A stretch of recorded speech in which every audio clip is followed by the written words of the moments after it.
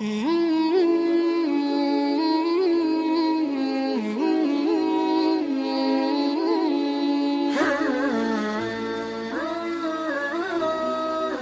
نے پوچھا یا رسول اللہ میں اپنے اخلاق میں جو ایکسیلنسی پیدا کروں تو اس ایکسیلنسی کا سب سے زیادہ مستحق کون ہے؟ یعنی سب سے زیادہ میٹھے انداز سے بات میں کس سے کروں؟ آپ یوں بھی کہہ سکتے ہیں آج کی زبان میں جب میں بات کسی سے کروں تو اس میں شکر گھولوں میں، تو سب سے زیادہ چینی اور سب سے زیادہ شکر کس سے بات کرتے ہوئے اپنے کلام میں گھولوں؟ بات آ رہی ہے سمجھ میں؟ آپ صلی اللہ علیہ وسلم نے فرمایا امک، پوری کائنات میں سب سے میٹھے انداز سے اگر تم نے بات کرنی ہے تو سب سے زیادہ رائٹ یہ کس کا ہے؟ تمہاری، بولو نا، ماں کا۔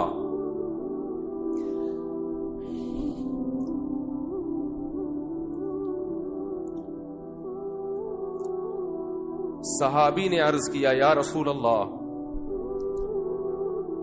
کیا انداز ہے؟ فرمایا ثم من، ثم کا مطلب ہوتا ہے اس کے بعد، ثم من، یا رسول اللہ ماں کے بعد دوسرے نمبر پر میٹھے انداز سے، اچھے انداز سے بات کرنا کس کا حق ہے کہ میں اس سے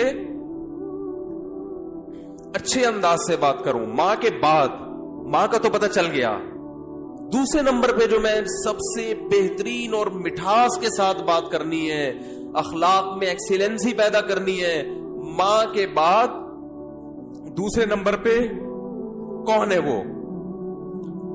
تو آپ صلی اللہ علیہ وسلم نے کیا جواب دیا؟ فرمایا امک، ماں کے بعد دوسرا نمبر بھی کس کا ہے؟ بولو بھائی، کیا عجیب انداز ہے۔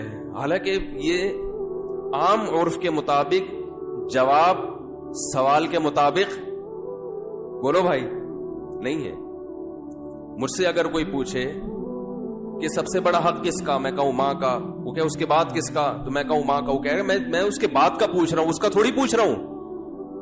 تو یہ سرسری نگاہ سے دیکھا جائے تو یہ بلاغت والا کلام نہیں ہے، یہ غلط کلام ہے اگر سرسری نگاہ سے دیکھا جائے،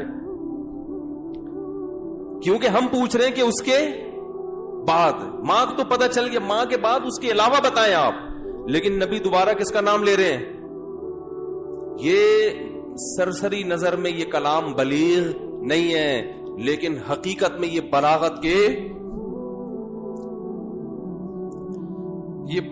کے اعلی معیار پہ پہنچا ہوا کلام ہے، کیونکہ بات کو دل میں اتارنے کا اس سے بہتر طریقہ نہیں ہو سکتا تھا کہ ماں کے بعد دوسرا نمبر بھی کس کا ہے؟ ماں کا۔ اس کا مطلب کیا ہے کہ ماں کے بعد اگر تم یہ سمجھتے ہو کہ کسی سے بہت ہی میٹھے انداز میں بات کرنی ہے تو یہ حق دوبارہ ماں کو دے دو۔ دوبارہ کس کو دے دو؟ صحابی نے پھر پوچھا یا رسول اللہ ثم من، دیکھو صحابی کا انداز بھی کیا ہے، وہ چونکہ ان کو یہ تھا کہ مجھے ماں کے علاوہ اب چاہیے کہ کون ہے، اور نبی نے دوبارہ کس کا نام لے لیا؟ ماں کا۔ لہذا صحابی نے پھر اپنے سوال کو ریپیٹ کیا، کیونکہ وہ یہ سمجھتے تھے کہ مجھے میرے سوال کا جواب نہیں ملا۔ تو انہوں نے تیسری دفعہ پوچھا یا رسول اللہ ثم من، یا رسول اللہ تیسرے نمبر پہ کون ہے؟ تو آپ صلی اللہ علیہ وسلم نے فرمایا امک، تیسرے پہ بھی کون ہے؟ بولو بھائی، یہ ہے ویمن رائٹس۔ یہ کیا ہے؟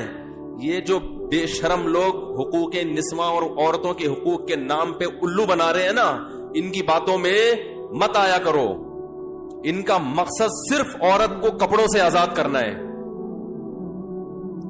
اور مرد کی دسترس سے آزاد کر کے مرد کے مقابلے میں لا کے مرد کا دشمن بنانا، تاکہ مرد عورت سے محبت کرنا چھوڑ دے، اس کا حق دینا چھوڑ دے۔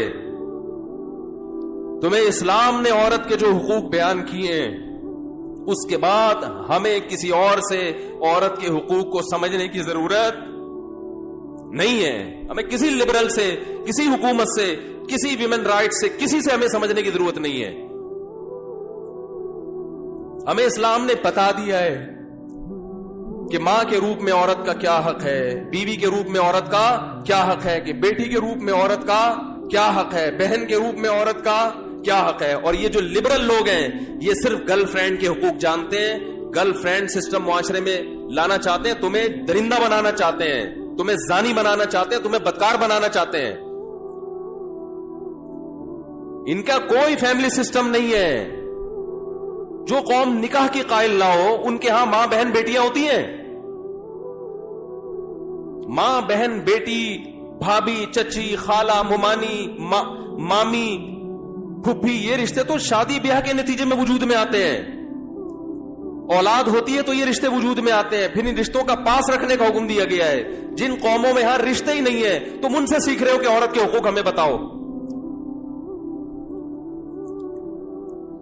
تو آپ صلی اللہ علیہ وسلم نے کیا فرمایا؟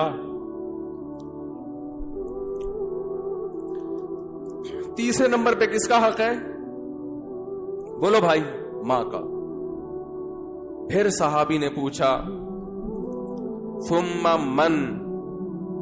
اس کے صحابی بھی پوچھتے جا رہے ہیں، دیکھو رک نہیں رہے، کیونکہ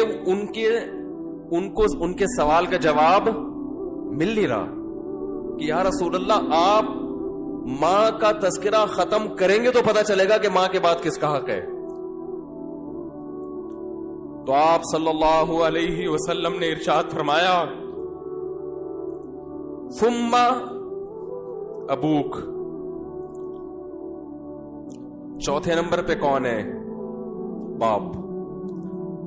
پوری کائنات میں اگر آپ کسی سے نرم انداز سے بات کرتے ہیں، میٹھے لب و لہجے میں بات کرتے ہیں، بہت سے لوگ ہیں جن سے آپ بہت نرم انداز میں بات کرتے ہیں، اپنے باس سے آپ سر کہہ کے بات کرتے کہ نہیں کرتے؟ کبھی آپ نے دیکھا کہ اس نے تھوڑا سا سختی کی ہو، آپ نے آنکھیں ماتھے پہ رکھ لی ہو؟ کبھی دیکھا آپ نے؟ ہے بھائی، ایک فوجی اپنے آفیسر کے سامنے کیسے بات کرتا ہے؟ آپ نے دیکھا کبھی وہ ابے تبے سے بات کر رہا ہوں ہے؟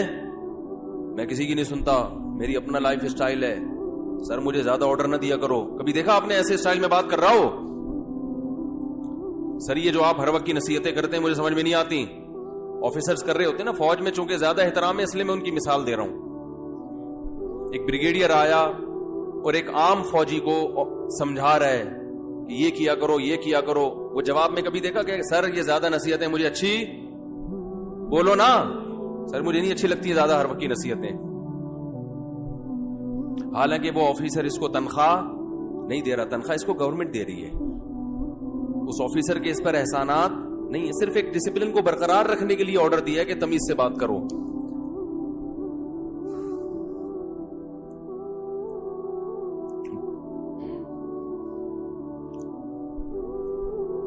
اس نے آپ کے لیے قربانیاں دی ہیں،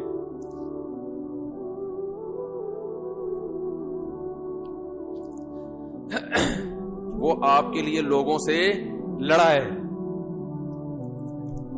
لڑتے ہیں کہ نہیں لڑتے؟ بھائی میرے بیٹے کو گالی دی کیوں تو نے؟ وہ یہ چاہتا ہے کہ آپ اس سے بھی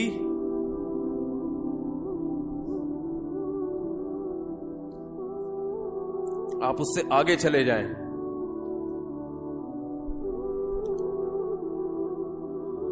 آپ کی ماں نے جو آپ کو بچپن میں محبت سے پالا عزت کے ساتھ، تو ماں کو یہ شیلٹر کس نے دیا ہے بھائی؟ باپ نے۔ باپ اگر نہ شیلٹر دیتا وہ اتنی محبت کے ساتھ نہیں پالتی۔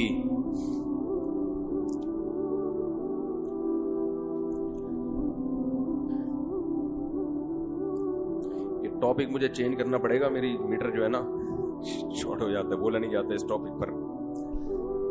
खैर, हम अपना जो मौजू लेके चले थे उसी को करते हैं। तो देखो, आप सल्लल्लाहु अलैहि वसल्लम ने क्या फरमाया कि चौथे नंबर पे सबसे ज्यादा हक किसका है? बोलो भाई, बाप का। और इसकी उलमा ने एक हिकमत ये भी बयान की है कि बाप चूंकि मर्द है ना, तो उसमें बर्दाश्त की कुव्वत, मां में बर्दाश्त नहीं होती, उससे बदतमीजी करोगे बेचारी रोती रहेगी, बाप खींच के 2 थप्पड़, ऐसा ही है ना भाई, बाप से ज्यादा नहीं और लगा देगा 2-4 की, मां बेचारी कुड़ती रहती है बैठ के।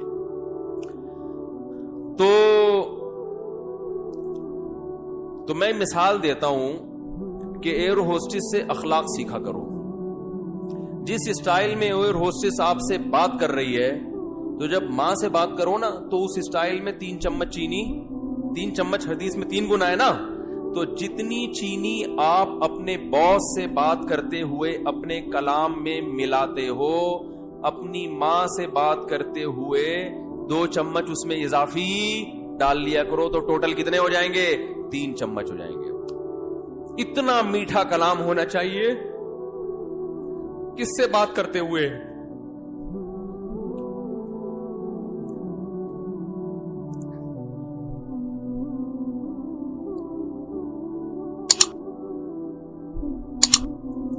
हमने बड़े बड़े उलमा को देखा है,